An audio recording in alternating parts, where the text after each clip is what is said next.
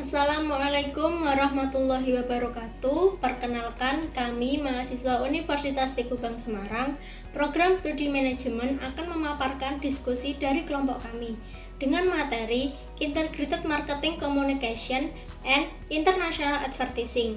Nah, di mana judul tersebut merupakan salah satu materi dari mata kuliah manajemen pemasaran internasional. Sebelum memulai presentasi pada kali ini, mari kita perkenalan dengan anggota dari kelompok 9. Yang pertama, Muhammad Imam Nur Yasin dengan NIM 0183, kedua, Naufal Farid Hibatullah dengan NIM 0127, ketiga, Firandani Bagas Adi Pangestu dengan NIM 0057, keempat, Putri Febri Setiarini dengan NIM 0075. Yang pertama ada Integrated Marketing Communication atau IMC, yaitu suatu konsep perencanaan komunikasi pemasaran yang menitik beratkan pada nilai tambah dari rencana yang komprehensif melalui penggunaan komunikasi promosi pemasaran, sehingga melalui integrasi pesan yang berbeda didapat arah komunikasi yang jelas, konsisten, dan maksimum yang diharapkan memiliki dampak besar pada penjualan. Manfaat utama IMC adalah perusahaan bisa efektif meningkatkan brand awareness yang tentunya dengan memanfaatkan beragam channel. Pesan yang kuat, konsisten, dan jelas menjadi kunci penting dalam marketing. Yang kedua ada alat bauran promosi. Kotler and Armstrong menyatakan bahwa dalam Integrated Marketing Communication yang biasa disebut bauran promosi atau marketing mix, sebuah perusahaan terdiri dari perpaduan khusus antara pemasangan iklan, penjualan personal, promosi penjualan, hubungan masyarakat, dan pemasaran langsung yang digunakan perusahaan untuk mencapai tujuan-tujuan pemasangan iklan dan pemasaran. Selanjutnya ada konsep dasar IMC. Konsep dasar IMC adalah komunikasi. Dengan menggunakan komunikasi, IMC berusaha untuk memaksimalkan pesan positif dan meminimalkan pesan negatif dari suatu brand, dengan sasaran menciptakan dan menyokong brand. Untuk membangun suatu jangka panjang, IMC juga digunakan untuk membangun dan memperkuat brand. Brand yang positif juga akan menghasilkan keuntungan dan meningkatkan nilai dari perusahaan tersebut. Selanjutnya ada periklanan atau advertising, yaitu penyajian penjualan non-personal yang dikomunikasikan melalui bentuk media atau non-media untuk mempengaruhi sejumlah konsumen. Contohnya seperti surat kabar, majalah, radio, televisi, internet, dan telemarketing. Bentuk periklanan yang terbaru adalah editorial atau iklan cetak dengan isi editorial yang menyerupai isi majalah atau koran. Informasional atau misal TV komersial selama 30 menit berisi demonstrasi produk. Dan banner atau tanda kecil pada laman iklan web yang dapat diklik untuk mendapat tawaran utuhnya. Penerapan IMC secara terpadu akan semakin memperkuat pasar dan jaringan pelanggan sehingga dalam jangka waktu tertentu dapat meningkatkan omset penjualan perusahaan. Misalnya seperti periklanan e-commerce. Mengapa periklanan pada e-commerce berkembang dengan pesat? Yang pertama, iklan dapat diupdate setiap waktu dengan biaya minimal. Oleh karena itu, iklan-iklan bisa tampil baru di setiap penayangannya. Yang kedua, iklan dapat menjangkau pembeli potensial dengan jumlah yang sangat besar dalam hitungan bulan. Yang ketiga, iklan internet dapat mencapai banyak calon pelanggan potensial di seluruh dunia dibandingkan dengan iklan cetak, radio, atau TV. Iklan pada e-commerce dapat secara efisien jika menggunakan konvergensi teks, audio, dan animasi. Promosi penjualan atau sales promotion. Sales promotion digunakan untuk memotivasi konsumen agar melakukan pembelian. Kemudian hubungan masyarakat dan publisitas atau public relations and publicity. Membangun hubungan dengan publik terkait untuk memperoleh dukungan membangun citra perusahaan yang baik di mata konsumen. Sedangkan publisitas adalah stimulasi non-personal terhadap permintaan barang, jasa, ide, sebagainya dengan berita komersial yang berarti dalam media massa dan tidak berbayar untuk mempromosikan dan untuk melindungi citra perusahaan atau produknya. Misalnya seperti seminar, press release, sponsorship, majalah, perusahaan, event, lobbying, dan penjualan personal atau personal selling.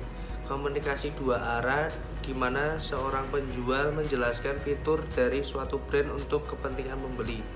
Kemudian pemasaran langsung atau direct marketing merupakan suatu bentuk dari presentasi non-formal, non-personal, dan promosi dari suatu ide, barang, atau jasa yang berbayar dan dilakukan oleh sponsor perusahaan yang tidak teridentifikasi. Biasanya advertising digunakan ketika suatu perusahaan ingin mengubah customer dari anywhere menjadi aware terhadap suatu perusahaan.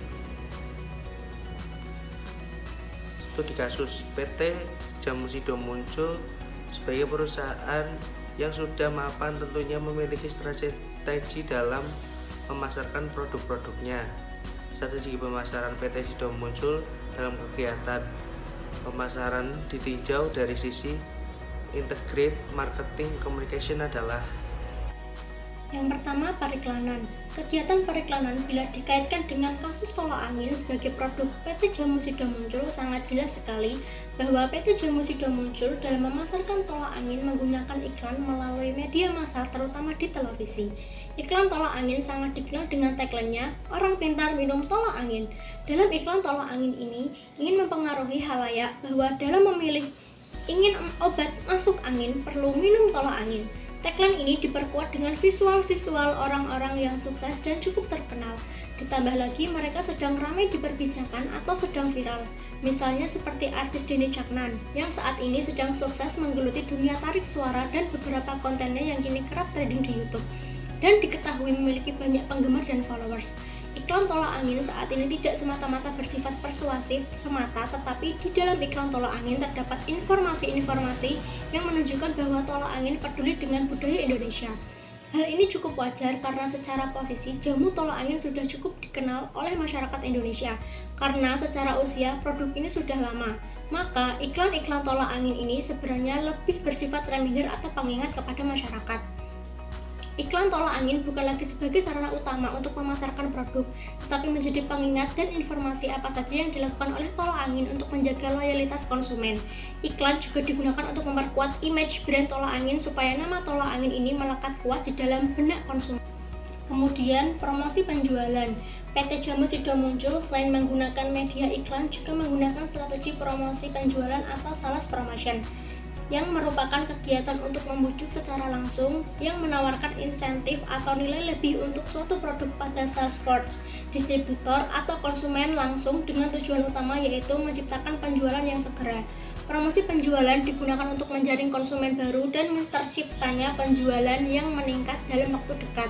Salah satu bentuk promosi yang dilakukan oleh PT Jamusido muncul dalam memasarkan jamu tolak angin adalah dengan mengemas jamu tolak angin dalam bentuk permen dalam satu paket.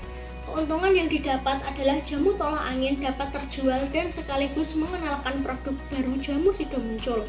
Bentuk promosi penjualan adalah sebagai event sponsorship. Dalam beberapa event televisi, tolak angin sering menjadi sponsor utama seperti Liga Dangdut Indonesia pada tahun 2015 sampai 2021 di Indosiar dan sponsor acara musik karnaval SCTV. Sebagai sponsor utama, tolak angin mendapatkan banyak keuntungan sebagaimana dilansir dalam Malang Post dalam acara karnaval SCTV di Kota Malang pada tanggal 15 Mei 2010 dapat mengadakan relaunching produk turunan tolak angin yang diturunkan bagi anak-anak. Selain itu, keuntungan lain yang didapat oleh tolak angin adalah mereka dapat menjual secara langsung lewat stand-stand yang disediakan di tempat acara berlangsung dengan memberikan door prize dan hadiah-hadiah yang menarik lainnya. Kemudian, public relation. Dalam pemasaran tertentu, tentunya perlu diimbangi oleh reputasi perusahaan maupun produk yang bagus. PT Jamu Sido Muncul ternyata tidak melupakan hal ini. PT Sido Muncul membangun kawasan argowisata dengan lahan seluas 1,5 hektar dari lahan 7 hektar kawasan yang dimiliki oleh pabrik PT Jamu Sido Muncul, dan sisanya menjadi kawasan pendukung lingkungan pabrik. PT Jamu Sido Muncul memberikan akses yang seluas-luasnya untuk kunjungan ke lingkungan pabrik. Dalam kunjungan itu terdapat kegiatan-kegiatan edukasi tentang jamuan-jamuan dan tanaman herbal, sehingga masyarakat dapat melihat kegiatan-kegiatan yang ada di lingkungan pabrik. Masyarakat yang datang juga mendapatkan manfaat tentang edukasi tanaman herbal yang berkhasiat bagi kesehatan masyarakat. Kemudian ada pemasaran langsung atau direct selling. Kegiatan direct selling ini tidaklah langsung dilakukan kepada konsumen, tetapi lebih banyak ditujukan kepada distributor, sehingga distributor dapat menyalurkan produk tolak angin secara luas. Tentunya direct selling yang dilakukan dipadukan dengan program-program yang lain seperti insentif atau diskon yang merupakan bagian dari sales promosi. Kemudian penjualan personal atau personal selling. Pemasaran secara personal selling mencakup penjualan melalui orang ke orang secara langsung. Kaitannya dengan personal selling yang dilakukan dalam proses pemasaran tolak angin tentunya sangat mempengaruhi volume penjualan. Personal selling tolak angin ini dilakukan oleh para penjual pedagang eceran di bus-bus. Selain dilakukan oleh pedagang pengecer, juga dipadukan dalam kegiatan marketing yang lain. Sebagai contoh, pembukaan stand di suatu event seperti ketika tolak angin menjadi sponsor utama di Liga Dangdut Indonesia di Indosiar, membuka stand yang melayani penjualan langsung dan mendatangi pengunjung acara dengan menawarkan produk tolak angin.